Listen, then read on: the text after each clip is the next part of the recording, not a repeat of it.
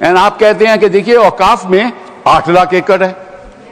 अरे भैया, आपके हिंदू टेम्पल्स में भी इतनी संपत्ति है, वहां आप क्या कर रहे हो? वहां आप क्या कर रहे हो? बाकी स्टेट्स में देखो ना। अच्छा, और ये नहीं कि हर धर्म में सुधार नहीं होना चाहिए, सुधार होना चाहिए, मैं आपके साथ सहमत हूं। हिंदू धर्म में भी सुधार लाना चाहिए, लाना चाहिए ना, हिंदू धर्म भी सुधार लाना चाहिए। ऐसा तो नहीं हो सकता। तो जो हमारी सरकार ने किया है वो मुस्लिम भावना के सम्मान के लिए किया है। और जहां तक मैं कहना चाहूंगा, हिंदू समाज के बारे में बात करते हैं, हमारे यहां कोई प्रॉब्लम नहीं है। हमारे यहां कोई ऐसा नहीं कि हज पे कोई गैर मुस्लिम नहीं जा सकता। हमारे देखिए कुंभ में 50 लाख विदेशी आए थे और किसी से नहीं कहा या कन्वर्ट हो जाओ। इसलिए मैं कहना चाहता हूं, हिंदुइज्म की धारणा और बाकी धारणा का जो तुलना करने का प्रयास करते हैं वो बहुत उचित नहीं है। मगर सभापति महोदय, इस वक्त ने कई अद्भुत नजारे दिखाए। इस्लाम में जो काफिर से ज्यादा मुशरिक और शिर्क को बुरा माना गया, नहीं जो भगवान को माने ही नहीं। यहां देखिए वो लेफ्ट के लोग जो कहते धर्म एक अफीम है, वो आज खुदाई खिदमतगार बन के खड़े हो गए। सोचिए कैसा बदलाव आया है। और सर, मुझे एक और चीज नजर आती है। एक पुराना गीत था, वक्त ने किया क्या हसी सितम। तो आज मैं कहना चाहूंगा, वक्त ने किया क्या हसी सितम कि मुस्लिम लीग और शिवसेना मिलके हो गए हम। और मैं कहना चाहता हूं, ये मुस्लिम लीग वो है जिसने सेपरेट इलेक्टोरेट की मांग की थी, और इस शिवसेना के उबाटा के हमारे इस सदन के एक सदस्य हैं।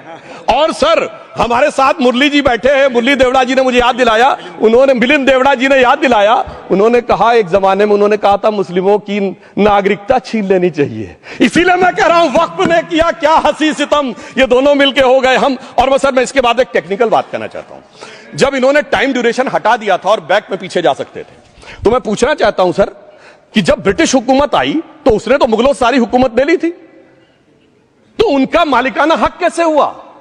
सर, 1707 के बाद तो इस्लामी हुकूमत दिल्ली से खत्म हो गई थी।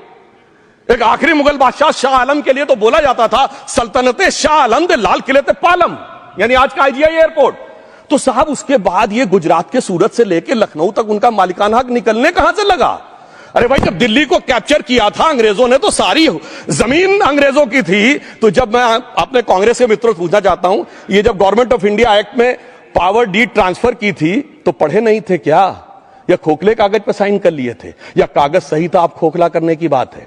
मैं पूछना चाहता हूं, जब 250 साल तक वो हुकूमत ही नहीं रही तो उस हुकूमत के फरमान की लेजिटिमेसी कैसे हो सकती है? ये मैं कानूनविदों के लिए भी एक फूड फॉर थॉट रखने की बात करता हूं। और दूसरी बात मैं कहना चाहता हूं, ये किन हुकूमतों की बात कर रहे हैं सभापति महोदय? अगर सूरत नगर निगम पे दावा है मुगल के जमाने का और तमिलनाडु के मंदिर पर अरकाट के नवाब का, सभापति महोदय, ये वो हुकूमतें थी जो जजिया लगाती थी, ये वो हुकूमतें थी जो जिम्मी का कॉन्सेप्ट रखती थी, ये वो हुकूमतें थी जो गाजी की बात करती थी। क्या भारत के संविधान में उन हुकूमतों के फरमान को सही मान्यता देना सही है? बिल्कुल गलत है। मैं कहता हूं, बाबा साहब अंबेडकर के संविधान में यदि आप ऐसी हुकूमतों के फरमान को रखने की कोशिश करते हैं तो this is fraud on constitution. और हमारी सरकार ने अगर बैकडेट से वो बंद किया है तो उस फ्रॉड को रोकने की पूरी व्यवस्था की है। और यहां पर मैं ये भी कहना चाहता हूं सभापति महोदय, जमींदारी उन्मूलन 1948 में हो गया, मगर ये बाद में जमींदार कैसे क्रिएट हो गए? हमने बचपन में विनोबा भावे, हम लोग के जन्म से बहुत पहले की बात है, विनोबा भावे जी के भूदान आंदोलन की बात सुनी थी, जिसमें जमींदारों से पैसा लेके जमीन लेके गरीबों को दी जाती थी। पर सभापति महोदय, कभी आपने सुना कि गरीबों की जमीन जमींदारों को मिल जाए? वो 2013 के बोर्ड ने वो व्यवस्था कर रखी थी। यानी वो भूदान आंदोलन था गांधी जी के शिष्य विनोबा जी का, तो आज के गांधियों के नेतृत्व में भू हड़प आंदोलन शुरू हो गया। अगर वो भूदान आंदोलन था तो ये भू हड़प आंदोलन था। इसलिए मैं एक और बात भी कहना चाहूंगा सभापति महोदय कि जिन हुकूमतों के फरमान की बात की जाती है, एक और फैक्ट है, इसको कोई अन्यथा न ले, जितने मुस्लिम बादशाह अलाउद्दीन खिलजी के बाद उन्होंने बगदाद की खलीफा का खुतबा पढ़ा है, that is a foreign rule, it's on record. कैसे उसको भारत सरकार मान्यता दे सकती है? इसलिए मैं कहना चाहता हूं, जरा सा गौर से देखेंगे तो हकीकत आपके सामने आ जाएगी। और क्या कभी किसी ने कल्पना की, किसी क्रिश्चियन ने तो नहीं कहा कि इंडिया गेट हमारा है, गेटवे ऑफ इंडिया हमारा है, और चर्च नहीं सही फिर भी चर्च गेट हमारा है? तो फिर यह केवल किसी एक के दिमाग में क्यों आती है? हमने जो इवैक्यू एक्ट के तहत दे दिया था पाकिस्तान के गए लोगों को, क्या हमारे जो सिख और हिंदू भाई आए थे उनकी जमीनें मिली? अरे महाराजा रणजीत सिंह की राजधानी लाहौर थी और काबुल तक था राज, तो क्या उन्होंने जमीनें नहीं दान दी होगी गुरुद्वारे और मंदिरों को? वो मिली। अरे वो तो छोड़िए, ननकाना साहब और करतारपुर साहब तक नहीं मिला था।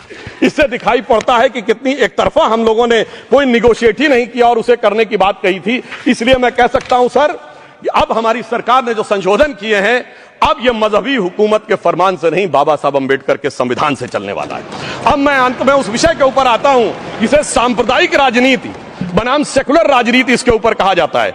सभापति महोदय, मैं बताना चाहता हूं कि जब आजादी मिली उसके बाद क्या किसी ने डिमांड किया था कि हमें वक्फ बोर्ड चाहिए?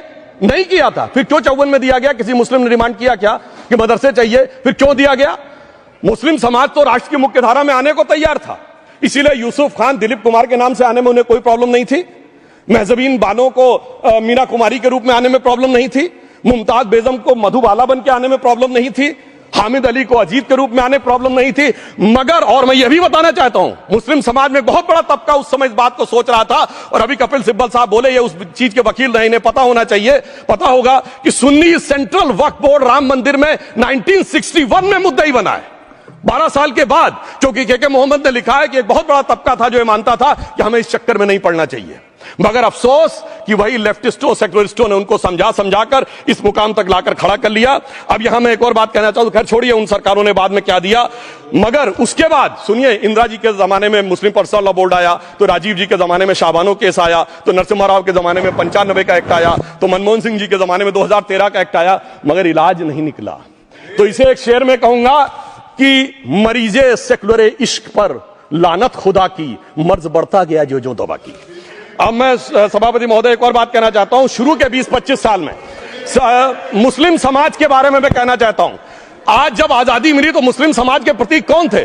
उस्ताद बिस्मिल्लाह खां, उस्ताद फरीदुद्दीन डागर, उस्ताद बड़े गुलाम अली, उस्ताद जाकिर हुसैन, जिनकी अभी कुछ दिन पहले डेथ हुई, बड़े बड़े नगमा निवार, हसरत जयपुरी, मजरूर सुल्तानपुरी, साहिर लुधियानवी, कैफी आजमी, जोश मलियाबादी, जिगर मुरादाबादी।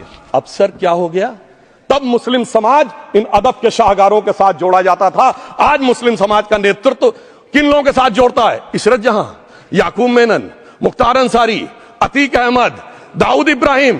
कौन जोड़ रहा है ये? तब से सर, जब से ये सेकुलर हो गया देश 1976 से और सेकुलर सियासत शुरू हुई, उसने ले जाकर इनको इस मुकाम तक पहुंचाया। और इस वक्फ बोर्ड के बिल में भी जो बात कही जा रही है सर, मुस्लिम समाज को यह समझाया गया कि तुम्हें बीजेपी वालों को तुमसे बड़ी अदावत है, और कहा गया इनको बड़ी मोहब्बत है। जब यह देश आजाद हुआ, मैं उत्तर प्रदेश का रहने वाला हूं, उत्तर प्रदेश में 1931 की सेंसस में 8% रेट ऑफ लिटरेसी थी और सैयद मुसलमानों में 24% थी।